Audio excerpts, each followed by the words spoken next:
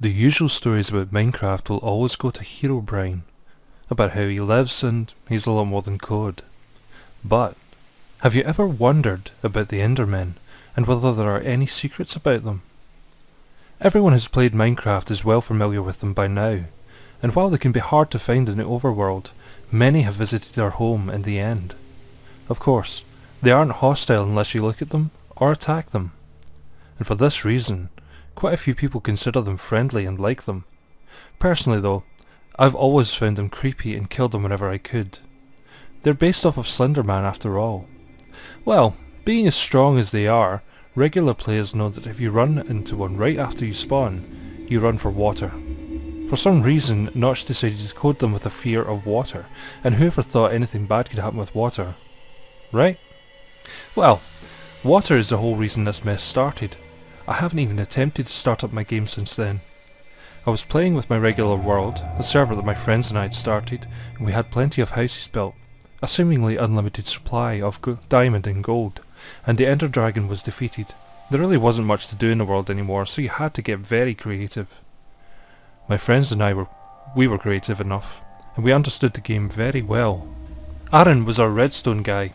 If he needed anything powered, he found a way to build it, and make it better than any tutorial I've ever could tell you. Myself, I made a majority of the buildings, and even started working on the city. We had a few guys who would work on supplies, planting and harvesting anything that was needed, and lastly, we had Graham.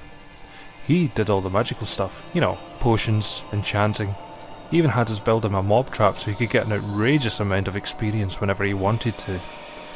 Of course, we had the randoms who would join, the occasional troll, and sometimes we would just have someone new join our group as a regular. We had all fought the Ender Dragon before, and we could do it fairly quickly. Aaron and I and the majority of the group would take out the crystals and fight the dragon. Graham, however, would stay underground working up potions for the battle, and have the rest do deliveries. He wasn't too fond of Endermen either. That's why he made us bring water buckets to the end. He stayed in the middle of the water, where the Endermen couldn't get him. That's where I got my whole idea from. One day, when I had nothing else to do, I decided to get on the server. It had been a bit 2 weeks since the Ender Dragon was beaten, and we hadn't really gone to the end since then. We had a little trap that was set up with torches and sand that would send anyone who walked onto it to the end. But it was mostly just to make them panic. Well, I had the great idea of using the end to farm Ender Pearls. I was planning on using Graham's idea with the buckets in order to do it, but on a massive scale. I had every intention of flooding the end. With the help of the inventory editor and the fly command, I started. Of course, this was the only time I was using such things, as I made sure our whole server was legitimate. However, I was the only person on, and I figured everyone would have a good laugh at the fact that I had flooded the home of the Endermen. As I started going, a good portion of the floating island they called home was filling up very, very quickly. You could hear them panic and teleport away every time they would get splashed, and the occasional scream for when they decided to go swimming for too long. It's amusing how much determination to live a simple computer AI can give a being. As the rest of the island started to fill up, they became very crafty on their spawns. Many were going under the island on little ledges, but as soon as I saw them, they would be swept away from the water and fall into the void. I kept going until there was a little square in the centre, and the obsidian platform I spawned in on. They were pushing each other for what little precious space they had left, and one would fall off the platform or into the water every few seconds. I made a few more trips around the island, filling up any spots I missed, and finishing off any stragglers that found a comfy spot to sit in. One had even found a spot buried in the ground in a 4-tall tunnel, until I flooded them out, of course. This all took till about 1 o'clock in the morning, and I was happy I was able to finish by the night's end. After I was sure I had filled every dry spot up, I filled the square in the centre. Many of the Endermen just swam until you heard the death scream, and they fell. While a few of them managed to teleport to the platform, I decided to have a little fun, at first flooding at the edges and watching them push each other into the water and off the level. This left only 4. This just compelled me to get it over with and flood the centre, which I did, causing 3 of the 4 to fall off the platform. The one remaining Enderman stayed jumping in the centre, and slowly his health was being chipped away. Finally, he fell to the floor and screamed. But it wasn't the normal death scream. I had grown accustomed to during my trip. It was glitching, slowed down, and then it would start over, skip, and drag out even more. Eventually the rest of the game took suit and I was unable to move. The sound repeated itself, as did his body falling to the floor. That is until MineCraft has run out of memory. MineCraft then crashes, as does Java. As many people do when something like that happens, I started up both the server and Minecraft again. I figured it was just a glitch due to the massive amount of water running and the loot that was on the ground from the Endermen dying. I put in my IP address in the multiplayer and clicked connect. Error. World not found. Shit. I thought, as I knew that the crash had corrupted the files, luckily I had backed up the world right before we fought the dragon, I grabbed my external and I copied over the files and loaded it right up, even though I couldn't fix all that was lost. Shit, I thought, as I knew that the crash had corrupted the files. Luckily, I backed up the world right before we fought the dragon. I grabbed my external, copied over the files and I loaded it right up. Even though I couldn't fix all that was lost, I figured I'd go back and fight the dragon again before bed. Thanks to Graham, I had armour and weapons with any enchantment possible, as well as potions that would last me years of battle.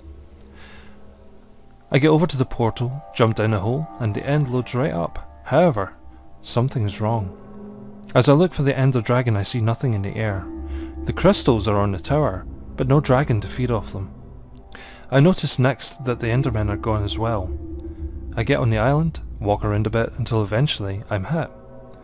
I look up and see that the crystals are chaining to what I would presume to be the dragon. He was invisible, so the world didn't load properly. I save, exit both programs, restart my computer, and get right back into it. The dragon is there, but the endermen are still absent. Easier fight, as I don't have to worry about looking in the wrong direction and having to ward off a pissed off enderman. 20 minutes later, I shoot the last arrow into the dragon and he floats in the air, and the egg drops into the fountain. I run over there so I can get out of the end, but another strange occurrence. The end portal that usually fills the fountain is now just the same texture as water. A bucket wouldn't pick it up like normal water though. This led me to think my .jar file was corrupted, and I hop in. Eventually, it functions just as the normal end portal would, except I heard the death scream of the Endermen again.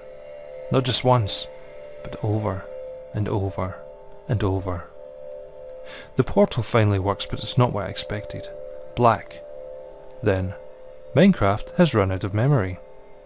I reinstall all the files, including the world, for another time, and the game starts up without a hitch. I get back to the portal and I hop in. This time it's not the end that awaits me. Instead, it just seems like an endless room. I can still see, but it's just a faint glow around me.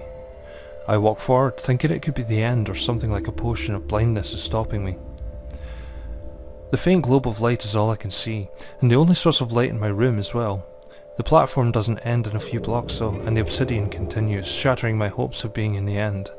The obsidian floor keeps going in all directions, so I follow a straight line. I walk, and the sound starts. My footsteps first, but then the sound of blocks being placed. As I go forward, the faint sound of the Enderman begins and increases. First just the normal grunts, then they sound as if they're agitated. The sounds become much more frequent. It gets louder as if there's a whole horde chasing me, but they refuse to catch me. I start to see the purple pixels as if they are teleporting themselves and me. Then it stops. A few seconds later, one comes flying at the screen and the death scream goes at full volume. This makes me literally jump and let go of the keyboard and mouse. Silence. It doesn't start up again until I move the mouse. One more sound, a light grunt, as if they're letting me know they're in the darkness, just out of my sight. I go forward again, clicking my mouse, hoping to hit one of them, or a wall, or anything. The pattern starts over, the sounds, the pixels, and the scare. I didn't stop moving though, and neither did they. It continues. Escape, Alt plus F4. They don't have any function. Unplugging a computer is out of the question, as I refuse to risk my equipment. I keep going, hoping it ends. After about 3 minutes of the cycle, it does. I'm teleported one last time, unable to move. The Enderman on the screen stares straight into my eyes. Water surrounds my character, and after 20 seconds he begins to drown. "You are dead," in the background. The Enderman still looks with his stoic appearance, not even flinching as much as an inch. 5 seconds later, the computer powers down without warning, and I'm left in the dark. The next day, I send my friend the files for the world. They play the game without any flaws, gone to the end and even got a few pearls. I refuse to. I don't even have the files on my computer anymore. I did a complete wipe of the hard drive. Minecraft became more than a game that night. It's a lot more than a simple AI controlling a few entities, definitely more than a glitch. These games and entities that form in our fears, they do that, and much more. It's a lot more than the simple coding now. The Endermen, they hold a grudge. They have a fear, and it's not something to taunt them with.